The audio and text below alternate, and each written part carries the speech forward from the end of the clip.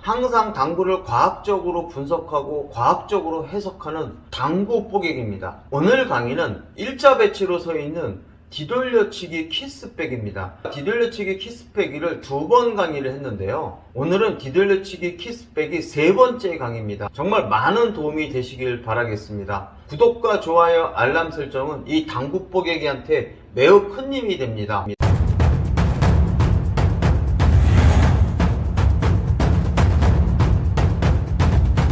오늘 강의는 코너와 제일적구와 수구를 연결했을 때 일자 배치가 됐을 때 키스가 나는 경우입니다.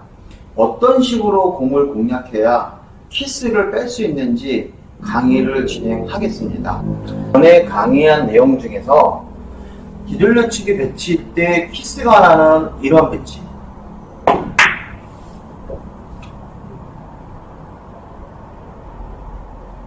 이런 배치에서의 키스를 빼는 방법,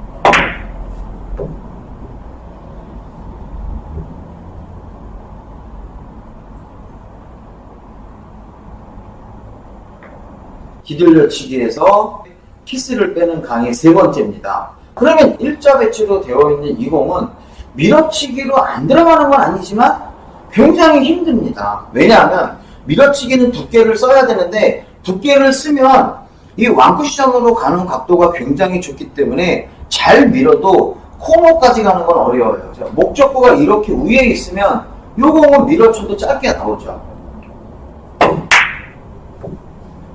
이런 식으로 공을 칠 수가 있어요.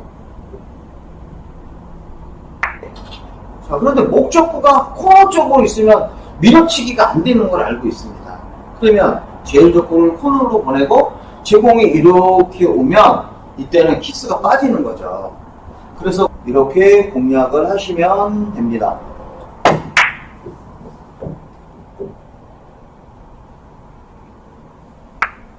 일자 배치라고 했을 때 이 제일적구가 이 완쿠션에서 지금처럼 많이 떨어져 있으면 이 공을 키스를 낸다는 건 거꾸로 되게 힘든 일이에요. 그냥 여기다 놓고 4분의 1이나 3분의 1 정도 선을 겨냥해서 탁 치면 이거는 키스가 날 수가 없어요. 아무리 일자 배치라고 해도 제일적구가 센터 쪽에 위치하고 이 완쿠션에서 많이 떨어져 있으면 절대 키스가 없는 공이에요. 그런데 이 제일적구가 이렇게 밑으로 내려가고 쿠션에서 별로 떨어지지 않을 때 이때가 문제거든요. 키스를 뺀다는 건 굉장히 어렵습니다. 자, 정확하게 일자 배치로 놓을게요. 오, 부담스러워. 이런 상태가 딱 돼요. 그래서 이 공을 치기가 굉장히 어렵습니다. 이런 식으로 된다는 얘기죠. 자, 그런데 절대 키스를 뺄 수 없는 경우는 어떤 경우냐? 이 공은 치면 안 돼요. 일단 셋 다 일자 배치입니다. 제일적구가 정사각형 모양으로 있으면 이 공은 어떤 경우에도 키스를 뺄 수가 없어요. 그래서 제일적구가 요 거리와 요 거리가 같은 그 위치에 일자로 들어있으면 죽었다 깨나도 이 공은 키스를 빼기가 굉장히 어렵습니다. 그런데 정말 키스를 뺄 수가 없는 거냐? 일자 배치로 되어 있고 45도인데 문제는 제일적구가 이렇게 코너의 요 원포인트 내에 있는 것이 아니라 이렇게 2포인트 거리에 있어요. 그러면 이 공은 칠 수가 있습니다. 그러면 이렇게 있을 때는 왜 키스를 뺄 수 없냐 하면 이 좁은 각도에서 이 공의 크기가 굉장히 큰 거예요. 이 거리에 비해서 이 공 크기가 상대적으로 굉장히 크다 이런 얘기예요. 그러니까 얘가 조금만 내려가도 이쪽에서 굉장히 큰 공으로 빅볼로 다가서는 거예요. 그러니까 이 공을 여기서 얇게 치든 두껍게 치든 무조건 키스가 생기게 되어 있습니다. 그런데 이 제일적구를 2포인트 위치로 옮기잖아요. 그러면 키스를 뺄 수 있습니다. 이 공의 지름이 상대적으로 2포인트에 있을 때 작단 말이에요. 그러니까 이 공은 키스가 빠질 수 있는 거예요. 두께를 8분의 1 정도 선으로 겨냥을 해서 부드럽게 맥시멈 회전으로 주고 편하게 한번 쳐보겠습니다.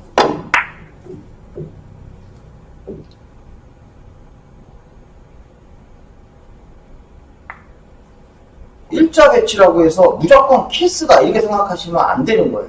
그래서 쿠션에서 많이 떨어져 있으면 이 공은 키스가 나지 않아요. 그런데 왜 키스가 나냐 하면 얇게 쳐야 된다 이런 얘기예요. 근데 얇게 치는 것까지는 좋은데 공을 끌어 얇게 끌어서 치니까 수구의 길이 정상적인 길이 아닌 거예요. 그래서 이렇게 일자 배치에서 키스를 빼려고 하면 얘를 일로 보내고 제공이 가는데 끌어서 치면 일로 가야 될 공이 일로 가는 거예요. 그러면 얘가 내려갔다 올라올 때 이 공이 이쪽으로 가면 회전력으로 인해서 이렇게 와야 되는데 얇게 끌어서 치니까 이 공이 일로 가는 것이 아니라 일로 가요. 그러니까 밑으로 내려가는 것이 아니고 이쪽으로 옵니다. 그러니까 이 공이 올라올 때 이쪽에서 키스 타이밍이 생기는 거예요. 나의 회전력으로 최대한 수구가 이쪽에 맞았을 때 밑으로 미끄러지게 만들어주는 거예요. 그럼 이걸 끌어서 치면 될 수 있을까요? 절대 안 됩니다. 그럴 때 이 공을 팔로우 샷으로 회전력을 최대한 줄 수 있는 스트로크로 갖춰야 됩니다. 그래서 충격이 없는 그런 스트로크를 보여주셔야 이 공을 칠 수가 있어요. 그러면 얘가 이렇게 한 포인트 반이다. 이러면 정말 쉽지 않아요. 그러니까 이 공을 선택하기 굉장히 어렵습니다.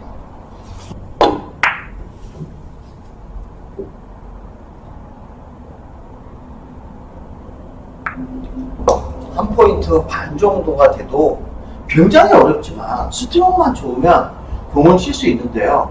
이때 너무 느리게 치면 키스는 안 나도 짧아질 수가 있기 때문에 어느 정도 스피드를 가하셔서 공을 공략하셔야 이 공을 칠 수가 있습니다. 일자 배치면서 45도 배치인 공도 키스를 빼는데 45도 배치가 아닌 이러한 일자 배치의 공은 껌인 거죠. 치는 방법은 똑같습니다. 이럴 때 회전을요 줄이시면 안 돼요. 맥시멈 회전으로 공을 공략하는데요. 이런 경우에 너무 얇게 치지 마시고 8분의 1에서 4분의 1 사이로 공을 공략하시는데요. 그냥 뚫고 가는 거예요. 그냥 편하게 쓱 그냥 지나가는 느낌으로 저 공을 임팩을 해서 끌어치지 마시고요. 그냥 쑥 지나가시는 거예요.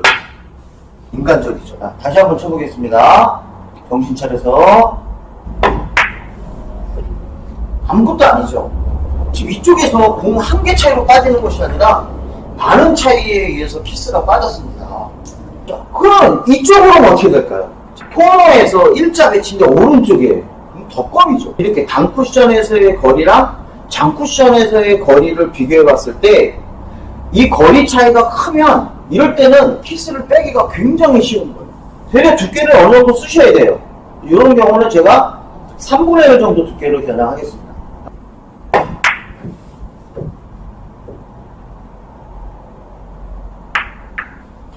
흰 공수가 이쪽으로 가야 코너로 가겠죠? 그럴 때 제가 공의 두께를 얇게 썼죠. 무슨 얘기냐면 제 공의 속도가 더 빨라요. 그러니까 요 공이 이렇게 치면 제 공의 속도가 더 빠르니까 올라오기 전에 제 공이 먼저 나오는 거죠. 그냥 조금 빠른 팔로우 샷으로 맥시멈으로만 치면 됩니다. 대신 두께가 두꺼우면 당연히 안 들어가죠. 그래서 두께를 선택할 때 일반적으로 3분의 1과 4분의 1입니다. 그래서 회전력을 가미시키면 공이 길게 떨어집니다. 자, 이제 새로운 배치입니다. 코너와 코너를 연결한 선 오른쪽에 수구가 있으면 수구의 출발선이 긴 배치이기 때문에 이 공은 굉장히 쉬운 공이 됩니다.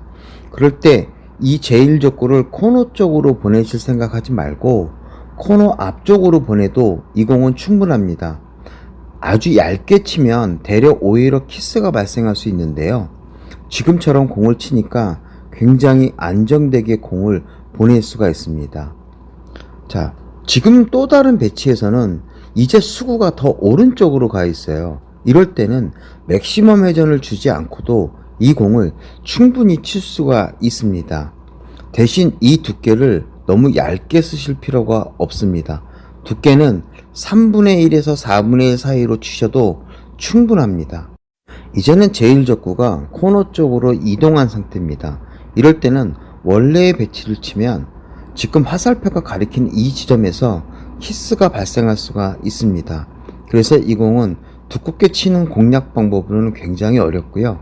얇게 쳐서 제1적구가 오기 전에 수구가 먼저 빠져나가는 공략 방법을 선택해야 되는데요. 이때 스트로크는 매우 간결하게 치시면 됩니다. 어떻습니까? 제1적구가 오기 전에 수구의 속도가 빨라서 득점에 성공을 했습니다. 이때 주의할 점은 수구의 속도가 너무 느리지 말아야 되며 스트로크는 자신있게 하셔야 됩니다.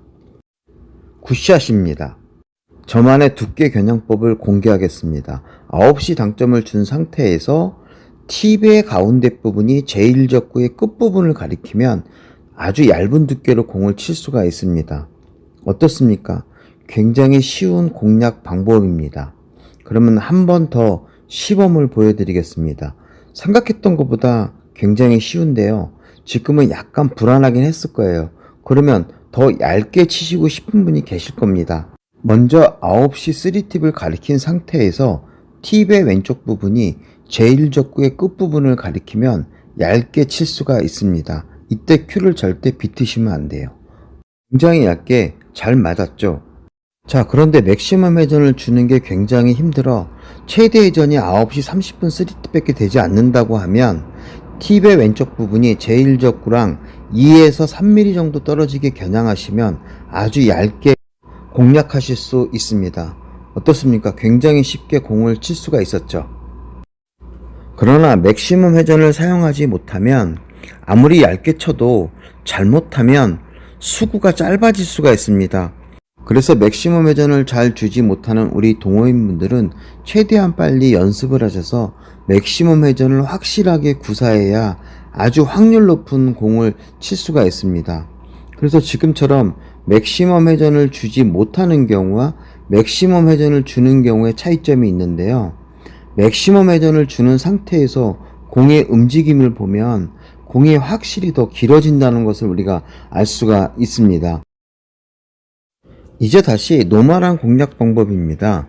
제1적구를 코너로 보내고 수구는 그 바깥으로 진행하여 득점을 성공하는 공략 방법입니다.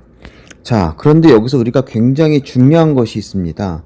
이때 두께를 절대 두껍게 쓸 수는 없잖아요. 그러면 두께를 2분의 1 두께 이하로 쓰면 수구의 스피드는 제1적구의 스피드보다 더 빠릅니다. 즉 아주 얇게 두께를 쓰지 않으면 키스가 날 수 없다는 그러한 뜻입니다. 잘 보세요. 제1적구의 스피드보다 수구의 스피드가 확실히 빠릅니다. 그럼 이때 맥시멈 회전을 주는 이 기준선은 코너와 코너를 연결한 일자선 왼쪽에 있을 때 여러분들은 거의 맥시멈 회전을 사용해야 되며 지금처럼 회전이 적으면 짧아질 수 있다는 것을 항상 염두에 두셔야 됩니다. 그래서 맥시멈 회전을 가했을 때 원쿠션에서 투쿠션으로 갈 때 미끄러지는 모습을 보여야 코너로 공이 잘 진행할 수 있고요. 마찬가지로 두껍게 치는 경우는 득점에 성공할 확률이 굉장히 적은데요.